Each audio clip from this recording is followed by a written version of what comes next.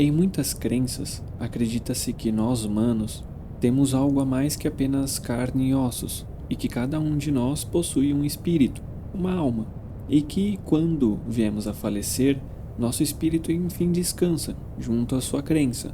Mas e se esse espírito não descansasse? E se ele permanecesse no reino dos vivos e com habilidades que vão além da compreensão humana, tivesse intenções não tão amigáveis com aqueles que se aproximassem? Como você sobreviveria ao encontrar um espírito vingativo? Bom, para quem é novo aqui, eu sou o John, seja muito bem-vindo ao podcast Como Sobreviver ao Planeta Terra. Se você estiver me ouvindo pelo YouTube e gostar do episódio, não esqueça de se inscrever, ativar o sininho e deixar aquele like para que o podcast sempre chegue a mais pessoas. Se você estiver me ouvindo por qualquer plataforma de podcast, seja Spotify, Apple Podcast, não esqueça de me seguir e avaliar o podcast para que também ele chegue em mais pessoas. De qualquer maneira, bom episódio para você, eu agradeço por escutar. E o episódio de hoje é do Diário de John Winchester, como derrotar um espírito vingativo na série Sobrenatural. Em Sobrenatural existem muitas lendas, mitos e ideologias religiosas, e eu já falei sobre algumas delas, como vampiros, skinwalkers, wendigos, mas o que difere elas de um espírito é basicamente sua tangibilidade. Apesar de os exemplos anteriores não serem afetados por uma simples pedra, você sente um certo conforto sabendo que aquele ser tecnicamente dá para atropelar, se fosse necessário. Agora, um espírito ele vai além da nossa compreensão. Não que os demais não vão. Um skinwalker ele tem uma ligação muito forte com toda uma questão mística, muito próxima, da ideia de um fantasma ou espírito. Bom, mas a verdade é que caso você encontre um espírito, o que seria extremamente preocupante, você teria que ter ainda mais cautela ao saber o porquê exatamente um espírito está fazendo à sua frente. E claro, os motivos tendem a ser nada bons, mas você, como um exímio curioso, com toda certeza não só conseguiria sobreviver, como também poderia derrotar um deles. Mas a questão que fica é: como? Um espírito vingativo ele tem seus motivos para ficar preso à Terra, e geralmente tem um padrão de funcionamento neles, que se resume basicamente em um forte trauma. Sim, quando uma pessoa sofre algum trauma e aquilo a consome, a alma da pessoa tende a ficar presa a esse sentimento e busca por vingança. Claro, existe também a possibilidade de ter sido alguém ruim em vida, como um psicopata, e a alma dela também pode ficar nesse processo de virar um espírito vingativo, Um exemplo, ainda na primeira temporada e no primeiro episódio, é que a mulher de branco, ela sofreu com traições do marido, e em um surto psicótico, ela acabou matando seus filhos e depois vendo a situação, ela acabou se suicidando. Resultado, ela agora vaga por uma certa localização próxima à casa onde ela vivia, e ela busca por homens que fossem fiéis para matá-los. Esse é um exemplo de trauma, onde ela não tinha alguém específico para se vingar, que é diferente do segundo, que foi uma brincadeira de criança, que aí um garotinho acabou morrendo num lago, e usando o lago onde ele morreu afogado, ele ia atrás dos descendentes daqueles que o fizeram mal, e futuramente indo atrás daqueles que o acabaram fazendo com que ele falecesse. Então, ambos foram solucionados de uma forma diferente. A mulher de branco, ela teve sua, entre aspas, aventura encerrada ao encarar os seus filhos mortos. Talvez, se ela encontrasse o seu ex-marido que causou toda essa dor inicial, ela poderia finalmente descansar. Eu acho difícil porque o maior trauma dela foi ter matado os próprios filhos. Já o segundo caso, quando o último dos garotos, já adulto, que causou a sua morte, se entrega para ele no lago, ele deixou todos os outros em paz. E aí ele finalmente descansou. Então, entende que nesses dois casos, os espíritos eles foram derrotados por um meio mais ligado ao seu real problema, ao seu trauma, solucionando o que os tornou uma alma vagante. Só que isso tem um problema.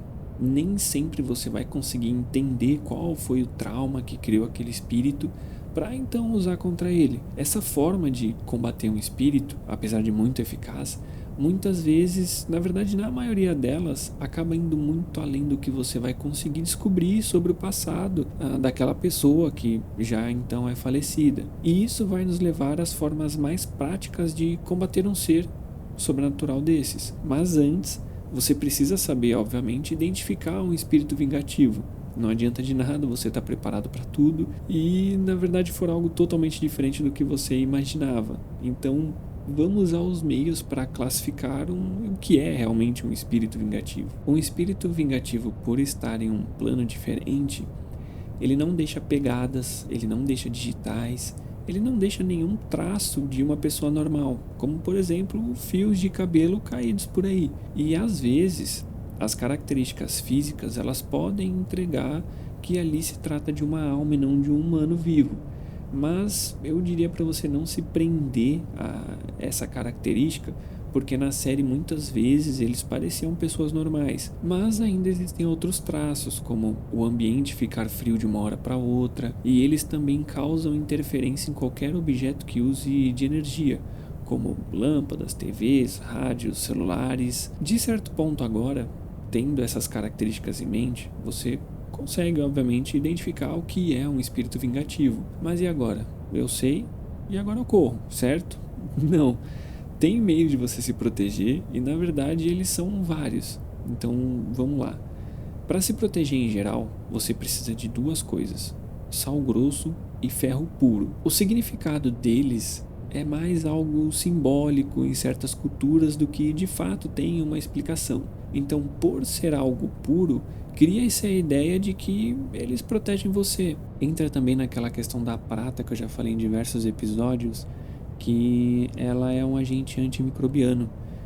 E por conta dessa característica da prata, antigamente usavam ela para purificar, né, para estender o prazo de validade de alguns alimentos. Então, com essa ideia em mente, colocou-se na cabeça que a prata era algo tipo divino, que a prata fornecia ajuda para eles. Então, sempre que não tinha muita explicação para alguma coisa, botavam aí uma crença, um mito em cima e acabava se estendendo para outras coisas, como por exemplo matar um lobisomem, um vampiro. Mas essa proteção, né, do sal grosso e do ferro puro, ela acaba sendo relativa, porque ela faz o espírito sumir, você acaba repelindo ele por alguns instantes. Assim como também, por exemplo, você pode criar um círculo desses materiais e ficar no meio.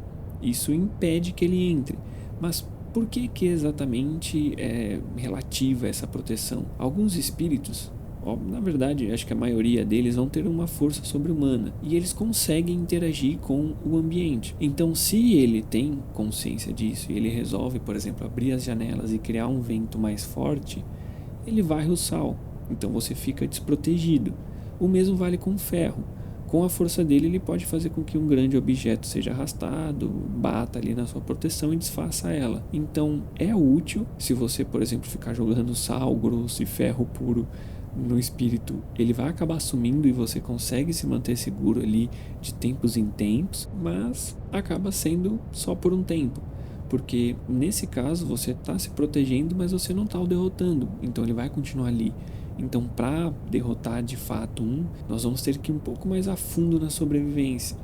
Então, para derrotar algo que não está de certo modo ao alcance de um soco seu, a situação ela obviamente fica mais complexa, mas tudo tem seu jeito. E como eu disse lá em cima, existem situações em que o espírito, resolvendo seus traumas, ele fica finalmente livre.